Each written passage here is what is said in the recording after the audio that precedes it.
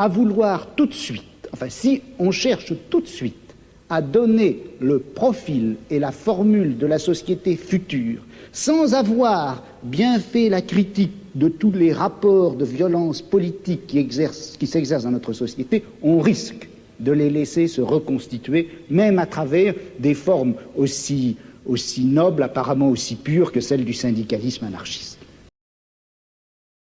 Imagine um time de futebol que está para enfrentar um clássico. O oponente é forte, então eles devem se organizar muito bem para conseguir vencer a partida. Os jogadores se reúnem com um técnico e eles começam a debater estratégias e táticas de como alcançar a vitória, até que eles chegam a uma conclusão. Um dos jogadores, porém, não concordou nem um pouco com aquilo, e apesar da maioria ter chegado a um acordo, ele não aceitou. Ele falou com outros jogadores, mas somente 2 além dele concordaram. Eles decidiram então que jogariam do jeito deles e iriam ignorar a tática concordada pela maioria. Obviamente, o resultado foi desastroso e perderam de lavada. A equipe ficou furiosa com eles porque não fizeram o acordado, mas não adiantava agora chorar pelo leite derramado. Qual foi o erro que levou à derrota dos jogadores? O técnico? A maioria? Não, é claro que foi aquele único jogador que em sua soberba levou o time à derrota. Na verdade, o erro dele não foi discordar, isso é direito dele. O problema começou quando ele decidiu agir por conta própria, na direção contrária do processo democrático de decisão da tática. Bom, esse é um vídeo sobre política e hoje eu vou explicar o que é faccionalismo. A frase de Foucault conversa com esse assunto, uma vez que se alguém vai contra o processo democrático achando estar fazendo bem, essa pessoa simplesmente está usando de violência política para atingir seus objetivos. Complexo demais? Só parece. O que eu quero dizer é que o jogador, nesse caso, decidiu simplesmente ignorar a democracia para impor sozinho a sua vontade. Alguém poderia comentar que,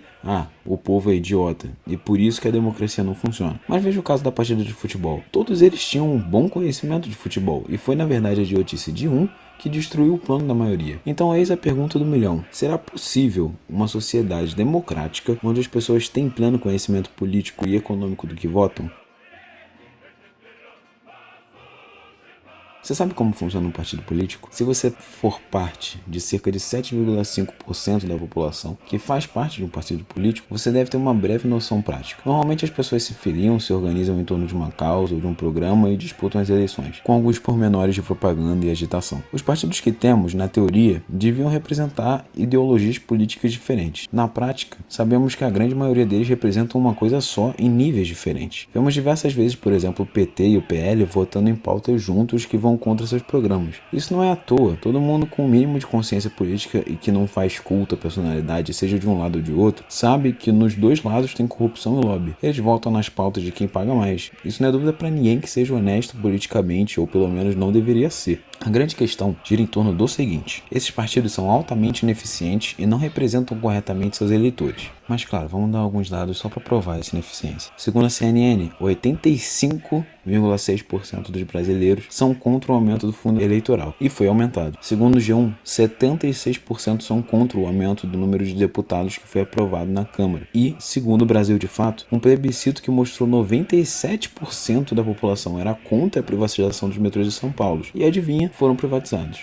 Isso claramente demonstra que, no mínimo, os partidos falham em representar o povo e que, na prática, não vivemos uma democracia. Afinal, democracia significa poder popular, poder do povo. Se o povo não tem direito de escolher, que democracia é essa? Quem tem experiência de militância em partidos sabe o quão frustrante é a imobilidade dentro do partido. Raramente existe uma discussão muito acalorada durante os anos comuns, por assim dizer, e só se mobilizam em época de eleição. Aliás, a maioria não movimenta sua base em busca de alguma melhoria efetiva nos lugares que atuam. O que eu quero dizer, digamos que é um buraco na rua. Raramente um partido vai se organizar naquela região para ir atrás do conserto daquele buraco em prol da população, principalmente se não for em época de eleição. E como poderíamos resolver essa questão? Bom, se os partidos estão tão empedrados em dinheiro e só dinheiro, como que seria possível alterar isso? Vamos falar de como funciona um partido diferente, organizado fora dessa lógica.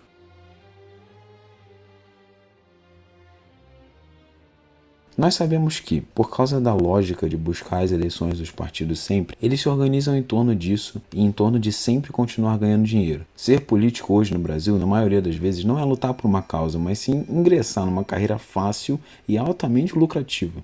onde seu trabalho é receber propina, enganar eleitor e viver uma vida fácil trabalhando raramente. Além disso, o partido não serve para ajudar a população. Nunca buscam resolver problemas da vizinhança ou construir pontos de ajuda à população. É mero populismo sempre, em época de eleição. Então, que alternativa poderia ser construída desse sentido? Diversos pensadores ao longo da história propuseram organizações diferentes, mas uma foi a mais bem-sucedida em ajudar a empoderar a população. Tivemos algumas vezes no nosso país organizações parecidas, mas por ameaçarem os poderosos, elas sempre foram perseguidas, principalmente nas diversas ditaduras que tivemos. E qual é essa organização? Bem, é caracterizada da seguinte maneira: em vez de ter um único partido imóvel, onde as pessoas e militantes servem basicamente para bancar o partido, nós vamos ter duas seções. Uma vai ser a testa ideológica do partido, a cabeça, a vanguarda. A outra vai ser a parte ativa, que busca atender os problemas da população e que vai se mobilizar de maneira mais flexível, com a participação de basicamente quem quiser, um partido para as massas. O partido de massas tem a função de organizar a população ao redor de pautas imediatas, igual eu disse anteriormente. Um mutirão para consertar um buraco, ajudar os idosos do bairro, campanhas de doação para o hospital da região ou coisas similares,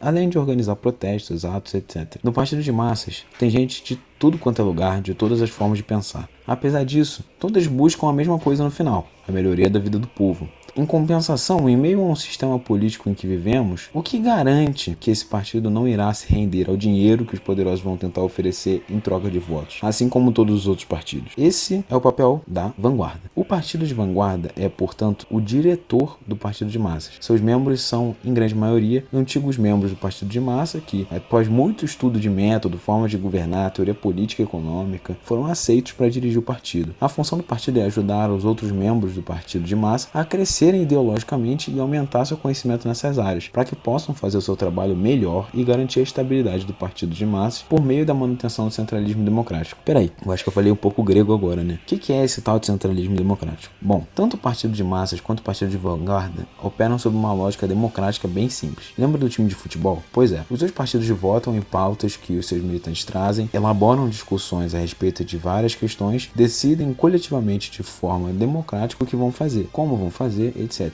Apesar disso, existe uma regrinha: nada de querer ser o jogador que traiu o time. Existem discordâncias gigantescas nos partidos, debates e tudo mais. Mas depois do debate e da votação, existe uma coesão em torno do processo democrático. Ninguém é contra a democracia, ou seja, há um centralismo democrático. Esse é o conceito de centralismo democrático. O papel do partido de vanguarda também é a manutenção do centralismo democrático. Se a vanguarda percebe que existe algum militante do partido que está conspirando contra a democracia, ele normalmente vai recomendar que o militante estude a respeito dessa questão, para que não se repita. Caso ele não queira, provavelmente vai ser expulso do partido, por razões óbvias. Essas duas organizações, trabalhando juntas, foram responsáveis por transformações na história da humanidade incríveis: redução da jornada de trabalho sem redução do salário, erradicação da fome em diversos lugares, aumento gigantesco da expectativa de vida, melhorias na educação, saúde, aposentadoria, enfim. No nosso país, o Brasil, já tentaram fazer isso no passado, como eu disse anteriormente, mas as diversas ditaduras que tivemos barraram isso. Depois dos militares, porém, isso foi voltando aos poucos. Algumas tentativas falharam, mas hoje em dia temos uma dessa dupla que vem crescendo muito rapidamente desde a sua recente criação, há menos de uma década atrás.